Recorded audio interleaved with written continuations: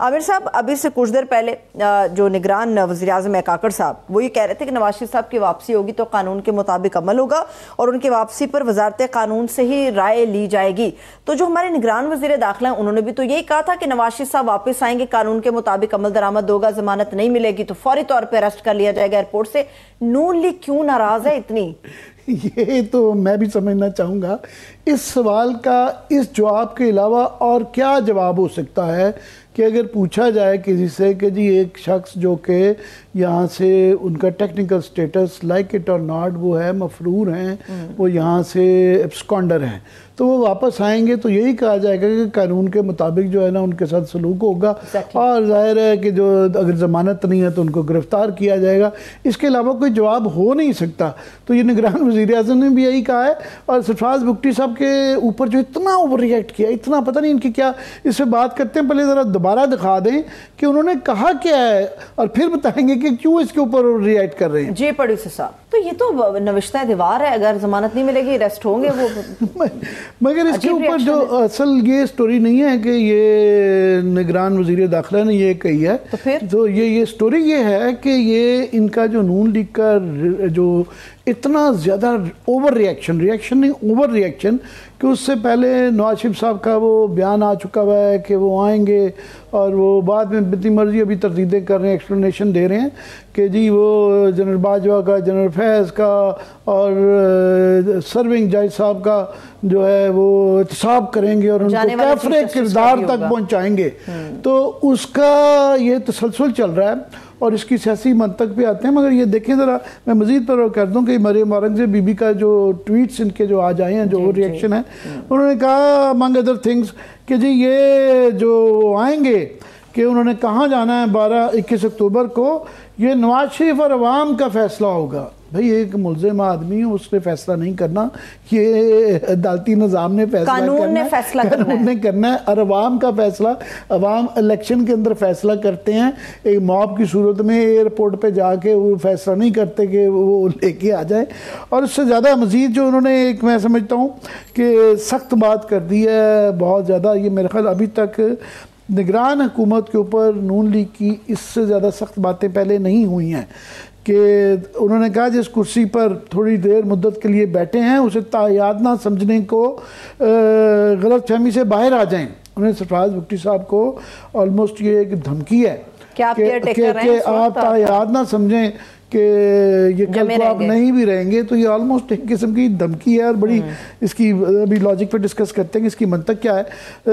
राना सनाउल्लाह साहब ने भी कुछ इसी किस्म की बातें की हैं। उन्होंने कहा जी ये सरफराज बुगटी के बयान को हद से तजावज़ करार दे दिया। जी। अब ये पता नहीं क्या इसको ये कह देना कि कानून के मुताबिक फैसला करेंगे, ये हद है कि क्या है। सरफराज बुगटी साहब बयान देने से पहले वज़ीर दाखिला शेख रशीद का अंजाम देख लें। अब ये भी एक बहुत बड़ी एक धमकी है, टोटली आउट ऑफ कॉन्टेक्स्ट है ये कहना। और शेख रशीद का एक केस, उससे पहले लिंक करना उसके साथ। और फिर ये है कि आप देखिए रहमान मलिक भी वज़ीर दाखिला के बाद वो भी गिरफ्तार रहे, कैद में काट के आए। राना सनाउल्लाह साहब के साथ भी माजी में और ज़्यादती हुई भी है, ये खुद भी इनके साथ ये सलूक होता रहा है। तो उसके बाद ये बात करना, धमकियाँ मेज़ करना बातें। सरफराज बुगटी फिर वो कहते हैं नवाज शरीफ के बारे में बयानबाजी से अपना कद बढ़ाने की कोशिश ना करें, अपना काम। एक सवाल का जवाब दिया है, इसके अलावा और क्या देना है।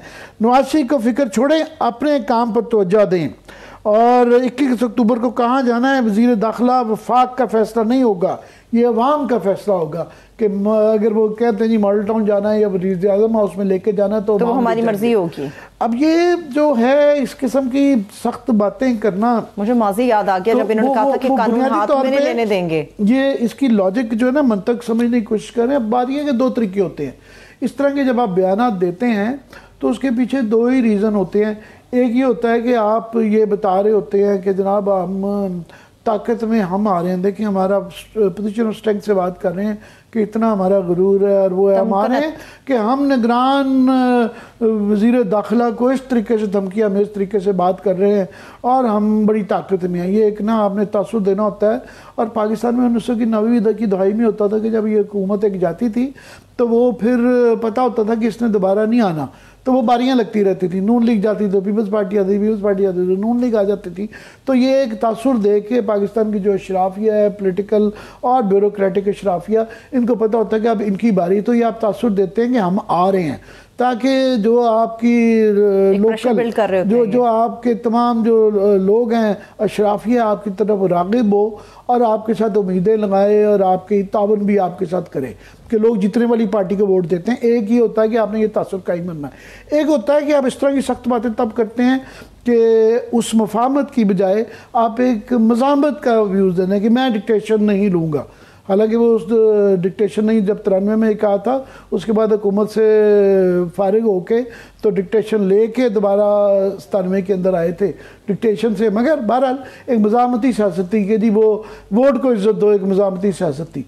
प्रॉब्लम यह है, ये फैसला कर ले कि इन्होंने मज़ामत करनी है या मफाहमत करनी है, ये दोनों काम नहीं चल सकते। ये नहीं हो सकता कि आप सुबह मज़ामत करें, दोपहर को मफाहमत करें, फिर शाम की टी के ऊपर मफाहमत करें। फिर ये है कि 4 किस्म की आवाज़ें आ रही, एको चैम्बर है ना, कि एक एको आ रहा है कि जी मफाहमत मफाहमत मफाहमत, एक दूसरी तरफ से काउंटर एको आ रहा है कि मज़ामत मज़ामत मज़ामत। तो कहीं ना कहीं उनके एकोज में आपस में तकरार भी होती है, उन्होंने मिलना भी है। तो एक स्टोरी निकालें जो फैसला कर लें बैठ के सारे कि स्टोरी है क्या इनकी। और दूसरा इसलिए कि मैं समझता हूँ कि ये निगरान हुकूमत के लिए बड़ी मुश्किलात पैदा कर रहे हैं कि निगरान हुकूमत को आप देखें, पहले ही पीपल्स पार्टी जो है वो अटैक कर रही है कि जी वो कह रहे हैं, बिलावल एक दफ़ा नहीं को 5 दफ़ा कह चुके हैं कि जी लेवल प्लेइंग फील्ड नहीं है और इनके काबीना के अंदर जो है फलाने लोग हैं जो कि वाबस्तगी जो है नून लीग के साथ है।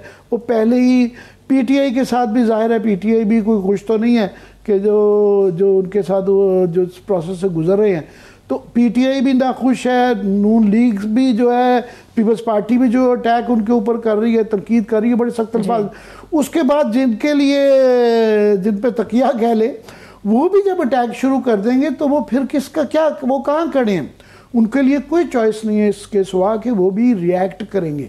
अभी तो मैं समझता हूँ उन्होंने बड़े फार्म और तफहीम से ये जवाब एक्सप्लेनेशन दे रहे हैं, पर बहरहाल कहीं ना कहीं किसी ना किसी को ये कह वो ये तासुर ये वाला नहीं दे सकते कि जनाब इनको लाएं, फूलों की सेज के ऊपर लेके आएँ और फिर वहाँ पे गुलपाशी करें और कहें जनाब जो मॉब इनके करे। अगर खुदा न खास्ता वहाँ पे एयरपोर्ट में, वो सही कह रहे हैं, एयरपोर्ट एक हसास इलाका होता है और पहले भी जब नवाज शरीफ आए हैं तो वो उनको इस तरीके से एक्सेस मॉब को नहीं दी गई थी एयरपोर्ट के अंदर, क्योंकि अगर खुदा न खास्ता कुछ ऐसा वाकया हो जाता तो उसकी जिम्मेदार कौन होगा। हमने ये सरफराज बुख्ती साहब से पूछना है कि जनाब आपने ये फर्स्ट 2, 3 ये टीयर्स हैं, क्यों नहीं रोका आपने मॉब को, अंदर जाके तोड़फोड़ क्यों हुई, ये ऐसी सिचुएशन क्या हुई। ये उनकी वो कह रहे हैं कि उनका हद से तजावज कर रहे हैं, ये उनका मैंडेट नहीं है। भाई उनका प्रिसाइजली मैंडेट यही है, वजीर दाखिला का काम है लॉ एंड ऑर्डर को मुतय्यन करना और लॉ को उसके कोर्स पर इम्प्लीमेंट करना।